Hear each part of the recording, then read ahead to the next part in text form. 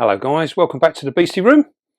Today we are going to pair our Pamphobeteus machala, and the male that we're using, he is actually around about 4.5 months old. He has paired with one of our other females and done a good job, well, fingers crossed. And it's now time to, we've had another one recently molt out, so we're going to try this one as well.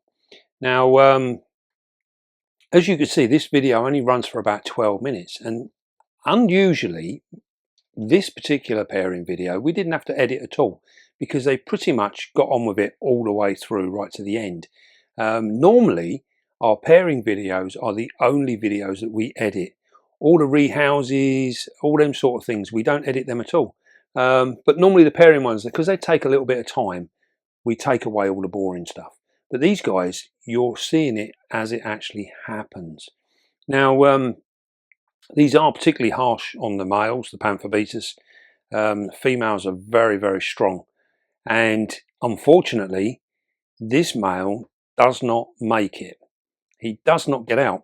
Now, do try and watch it to the very end, because even though we see her grab him, you don't really see anything at all. He literally just folds up underneath her and that is it. We don't see anything else. There's no struggling or anything like that. So do try and watch it to the end, because it's important to see how it all happens and how fast it happens. Now, we really pride ourselves here in the Beastie Room with actually managing to get our males through multiple pairings, and much of the success of this is because we condition our females correctly, and we also condition our males correctly. And you know, I think last year we had like a 97% success rate on our males, so it works really well. Now, unfortunately, there still does come a time where we lose the odd male, and it doesn't matter what we do. We still fail every now and again, and this is one of those instances. But I think it's really important to watch it all the way through, so you understand and you get to see exactly what's happening. Now, when this female takes the male, there would have been no saving him. It is so fast, there is absolutely no way you can intervene. There's also no point where there was any sign that it was likely to happen. It literally happens on the moment of insemination. So the second he inseminates, bang, she's done it and it's over with. He is underneath her at that point. Now, we do sometimes see on YouTube where males, people have tried to save the male in that kind of instance. Personally, I think this is an utter waste of time. And also it's cruel on the spiders, because to wrestle that male away from that female can quite possibly cause damage to our female. The male is already damaged beyond repair. So it's not fair to actually pull him away and then to leave him to die in a box over the next 2 or 3 days. So very, very important that we allow our female to just carry on and do what she's going to do. There is a little bit of thought that maybe the stimuli of that kill actually does something to our female and promotes the actual preparing of an egg sac. Now, as to whether this is true or not, it's just purely speculation, so we're not 100% sure. But in instances like this, I feel that it's definitely worth letting your female have her way. Let her eat that male. He's of no use to anything anymore. And he's done his job. At the end of the day, he's done his job. Now, if you're pairing your spiders and you come up against this situation, it's not nice, you know. We don't want to lose our males. But just remember, if you've done everything in your power to condition your female correctly and condition that male correctly, and everything else in place was perfect, then, you know, it's of no discredit to you as a keeper. You know, just take it on board that these things actually do happen sometimes. And as long as we've done our best, we can ask no more of ourselves. So, without further ado, let's have a look. Squeamish ones amongst you, try and watch it to the end. It's really important, and I think you'll find it of real interest. Right, let's go see what went on.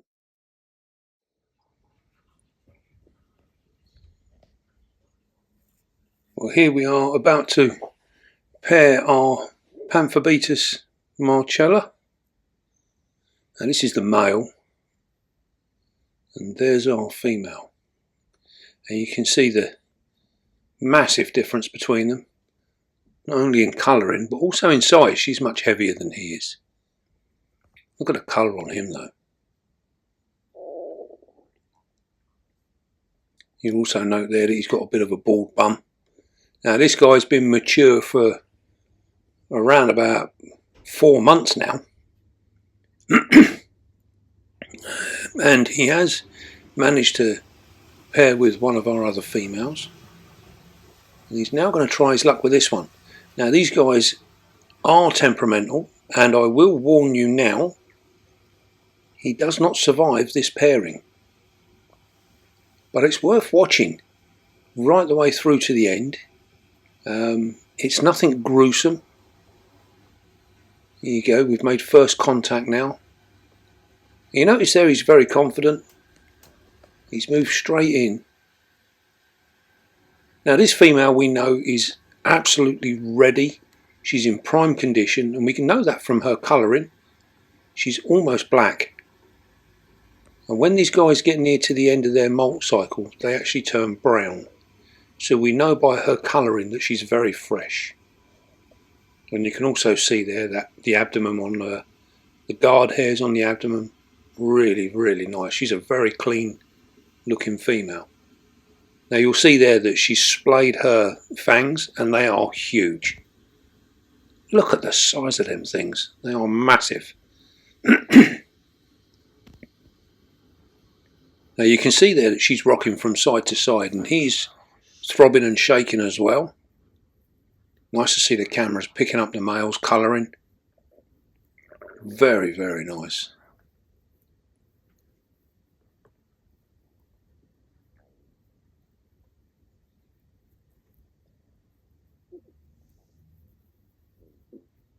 Now you can see that the angle is a little bit awkward here, and this is because she has been backed up into the back of the enclosure. Now you'd have remembered when we rehoused these guys are in 5-litre rubs at the moment, and these are perfectly adequate for housing them in. And then hopefully we can also get our egg sacs off in these as well.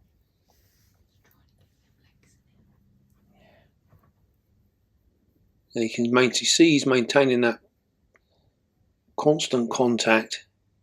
He's trying to push her up. You can see that with the front legs there. You notice how his pedipalps are scratching on the floor, on that piece of bark. And you can also see there that they are still curled up, if you like. When he's getting ready to inseminate, they're almost like they're spring loaded, and they will pop out and we will see a clear view of them. There's a lovely shot there. You can see the differences between the two sexes. See her splaying those fangs again.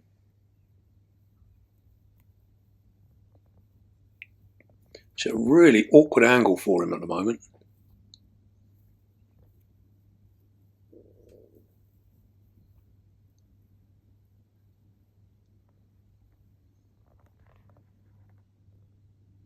There you go. You can clearly see where he's throbbing. His legs are actually shaking.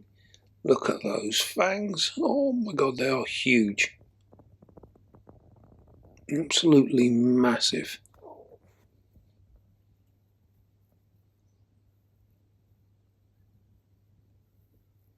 Now at this moment in time we've seen no aggression. You see that gentle throbbing backwards and forwards from our female? This is just spurring the male on. All the signals are good at the moment. Everything's heading in the right direction.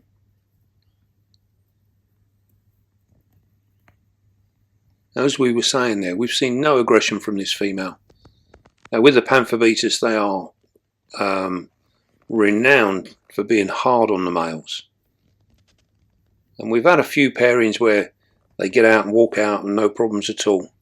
And then every now and again, it all goes the other way. You see how she's vying to try and keep up the upper hand there. She's actually elevated herself quite substantially, which makes it difficult. He's literally going to have to go right the way underneath her in order to try and inseminate her. But you can see there that she is a long way away from him. You see now he's having to reach up. She is not making this easy. Now you can see the pedipalps there. Now he's shaking away. They're still retracted at the moment, so he's not felt that he's got anywhere close.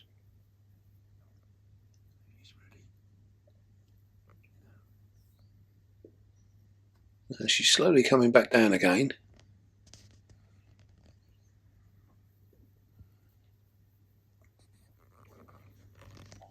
There you go, you see she's throbbing again there.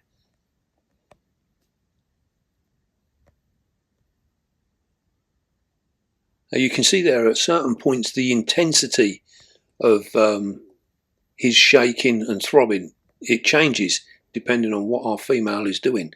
And she just done a little jump there and he gave a very distinct push back. This is almost like putting her in her place. He's literally working away. We're having a bit of a rest now. Taking it calm.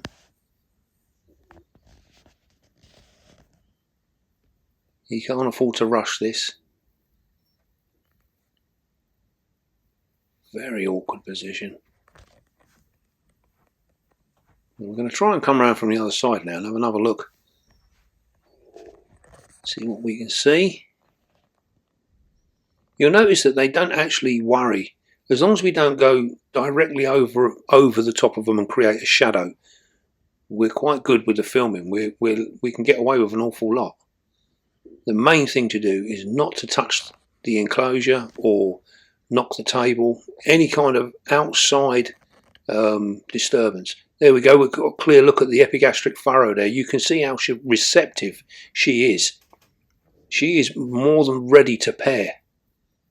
That is a really cool view there. All we got to do now is get them in the right position for him to actually be able to successfully inseminate.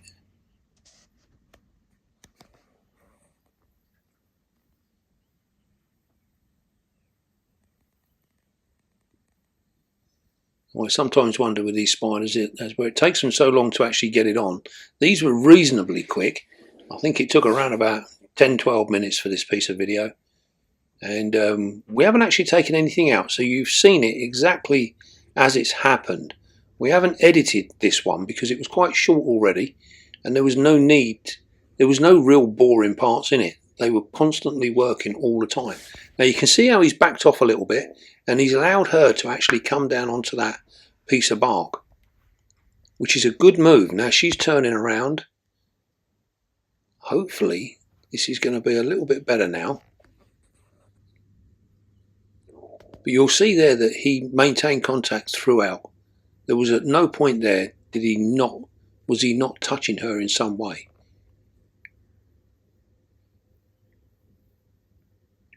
Now you can see the hooks on the legs there. They stand out really well with these guys. Now you see there how he was slowly getting backed into the side of the enclosure. He didn't like that. So he's literally changed. The tempo's completely changed now. See how he's just touching her with that one leg? That is all that's communicating now, is that one leg. She's relaxing very slowly. Look at the size of those fangs. They are huge, very impressive.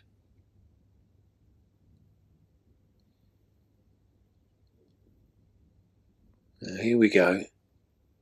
He's going to have another try. You can see how he tries to turn her with his feet. He pushes in a different way. It makes her spin round.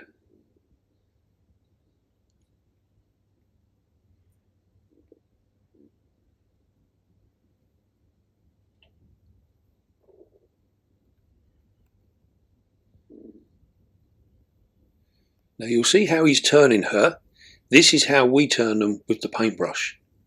Remember, when we touch them on the sides, we can get them to turn into the paintbrush. So all the things that we do with the paintbrush, we are actually learning from these males. So here he comes. Now you see now as he gets her into position, the tempo rises. He starts shaking a little bit more. Here we go. Now he's looking like he's going to start to climb under now. Now you see how she changed her body as well. So this is making it a little bit easier for him to reach through. Bearing in mind he has to hook and pull forward. Now get ready guys, if you don't like to see it, she will get him any moment now. There you go, he's just there. He's just on the epigastric furrow. Now you just saw an emboli actually release. Here we go, and I'm going to try again now. There you go, we found the spot. This is all going to be very, very sharp now, very quick. You can clearly see the emboli there. They are fully erect. He's ready to go. Here we go, we found the spot now. Bang. And she's on him. Now you can see there that the demise of the male is very, very fast. And the actual insemination was incredibly quick. So as soon as he found that spot, as soon as he managed to penetrate her, that was it. She literally just forced down and took him straight away. Now there is absolutely no way we can save that male.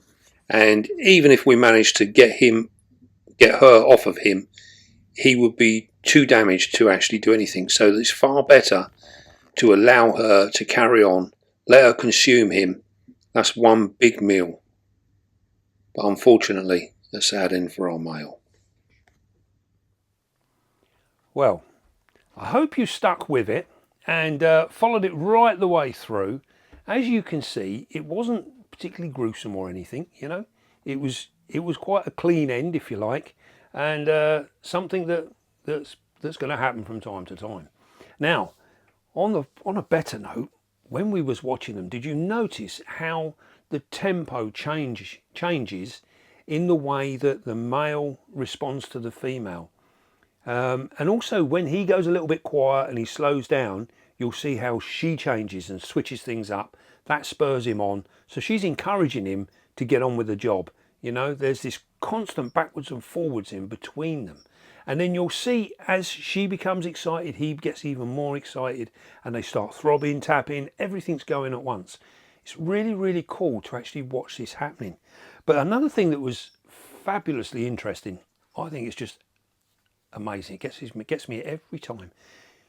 Did you see how that male maneuvers the female around? How he changes her position to try and make it easier for himself and get himself in a safer position.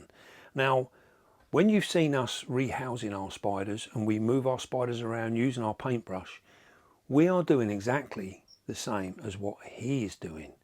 You know, you notice there he came round the side and she was facing the other way. He came round the side and he just gently touched her and he moved her a little bit, and then she came round towards him. So if you want a spider to turn in a certain way, it will turn towards the paintbrush. So you literally, it's knowing how far back to go. Do we want the second pair of legs, the third pair of legs? Depending on where you want to turn that spider, depends on which one you would actually go for. And that spider demonstrated what we've been trying to explain. So it was really cool to actually see it in real plain sight. So a lot of what we do with our spiders, we are stealing from watching their behavior. And this is what you can be doing at home. You know, you can watch your spiders and learn what makes them react in a different way. And you can take them little snippets of information and you can use them to get your spider to do what you want it to do. You know, we often get when we've done our videos, people commenting saying, oh, you know, it's almost like they're battery operated, they just like on remote control. All we are doing is using their own senses and their own little ways of talking to one another. We are using those things for our advantage, and we're speaking to them as well. So it's a good thing. It's an amazing thing to see. Absolutely fascinating. Now, fingers crossed, that was a good pairing. We do have another male, although we're not going to try him with this one.